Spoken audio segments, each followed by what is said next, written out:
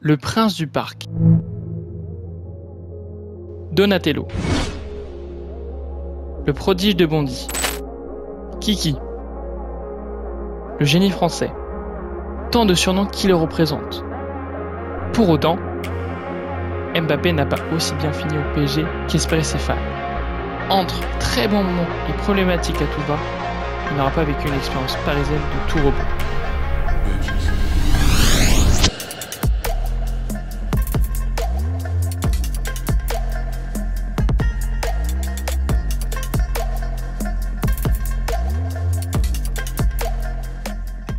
Kylian Mbappé Lotin est un footballeur français né le 20 décembre 1998 à Paris.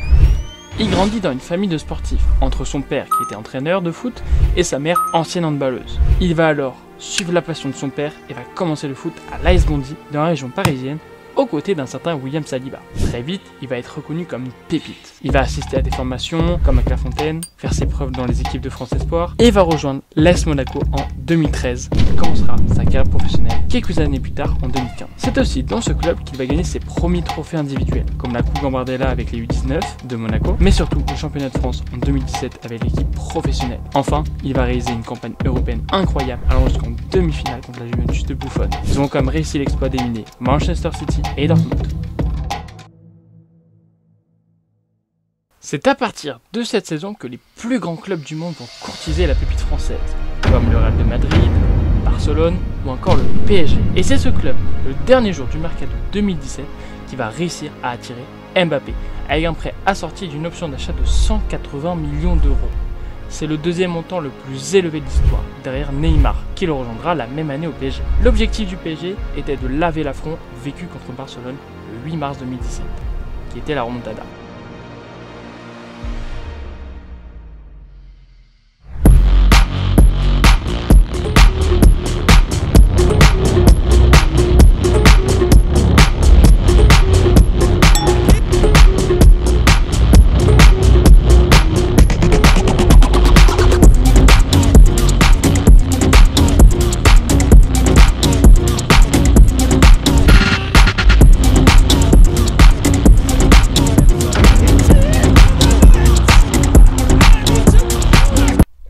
Ensemble, avec l'aide d'Edison Cavani, ils vont former le trio d'attaque, qui devait faire trembler l'Europe. Il va venir renforcer un effectif déjà très complet, avec comme joueurs Thiago Silva, Kevin Trapp, Dani Alves, Di Maria, Verratti, Ben Arfa et bien d'autres.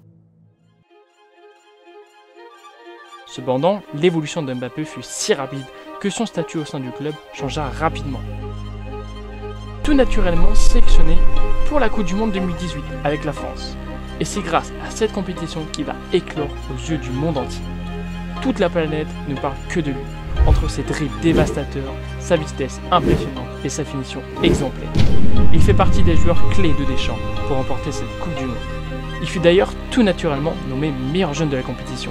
Par la suite, il va continuer de briller avec son club et sa sélection. Chaque saison, ses stats étaient de plus en plus hautes. Il réalisa des saisons à 30 buts en championnat, sans oublier toutes les passes décisives qu'il réalise pour ses coéquipiers. Et si on devait donner une seule date importante de Kylian Mbappé, qui marquera à jamais son nom dans l'histoire du PSG, est le 3 janvier 2024.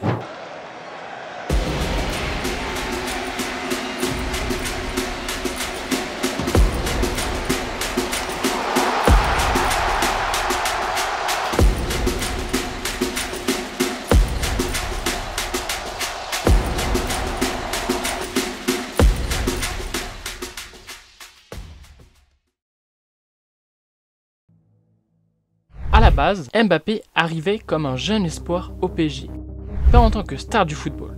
Ce statut était réservé à Neymar, qui rejoint le PSG avec la grande ambition de remporter le Ballon d'Or. L'ego a pris le dessus sur leur amitié. À la base, ces deux joueurs s'appréciaient sur et en dehors du terrain. Mbappé a même expliqué que c'est Neymar qui l'a motivé à le rejoindre au PSG en 2017. Mais au fil du temps, leur relation s'est dégradée. Neymar a commencé à être jaloux de l'importance que prenait le jeune de Bondy, de par son jeu et sa réussite, il commençait donc à lui prendre la vedette. En revanche, Mbappé lui n'appréciait pas ce que devenait Neymar, sur et en dehors du terrain, entre vagues de blessures et comportements inadéquats. À force, leur relation s'est même ressentie sur le terrain, par des disputes pour savoir qui devait tirer le penalty ou même ne plus se faire de passe pour montrer qui est le plus fort. Et c'est même lors du mercato 2023 que Mbappé a demandé au club de faire sortir Neymar, montrant bien le changement radical entre leur rencontre et maintenant. Il y a eu aussi des problèmes directement avec ses entraîneurs, où il a voulu montrer qu'ici, c'est lui qui commande. L'exemple le plus flagrant est celui du pivot gang, sous l'ère Galtier. Il avait publié une story énigmatique où il critiquait son positionnement sur le terrain. Et ce n'était pas la première fois. Lors d'un rassemblement en équipe de France, il avait expliqué qu'il se sentait plus libre à l'équipe de France que dans son club. C'est grâce à ce genre de commentaires que sa relation avec Nasser s'est dégradée au fil des saisons. En parlant de leur relation, la prolongation de Mbappé fait aussi un grand tournant dans la relation de Mbappé avec le club, demandant d'énormes salaires et primes, des priorités et un rôle au-dessus du club, tout en faisant comprendre qu'il allait partir au Real de Madrid. La goutte d'eau qui a fait déborder le vase fut lorsqu'il a annoncé qu'il refusa de prolonger avec le PSG pour partir librement à l'été 2024, alors qu'il avait fermement promis qu'il ne partirait jamais libre. La décision du club a été de ne plus le faire jouer de la saison, même si cette restriction fut enlevée assez rapidement. Leur relation est devenue glaciale. Enfin, au niveau sportif, même s'il a présenté un niveau extraordinaire plus d'une fois, il n'a pas réussi à amener un plus au club en Ligue des Champions. Que de grands moments montrant son inefficacité, et lors du retour contre Manchester United où il fut fantomatique, et lors de la finale de la Ligue des Champions 2020 contre le Bayern de Munich, là aussi il fut inexistant sur le terrain. En tout, c'est 256 buts avec le maillot parisien. On pourrait croire que son histoire au PSG fut merveilleuse jusqu'à présent. Malheureusement, ça n'est pas le cas. Même si certains moments ont gâché son expérience parisienne, il restera à jamais un élément inégalable dans le championnat français. Mbappé, c'est quand même 9 saisons en Ligue 1, PSG et Monaco confondus, avec 7 championnats, 6 fois d'affilée meilleur buteur du championnat, 4 Coupes de France, une Coupe de la Ligue, 3 trophées des champions, mais aussi 2 fois finaliste de la Coupe du Monde, où il va être le meilleur buteur en 2022 et vainqueur en 2018.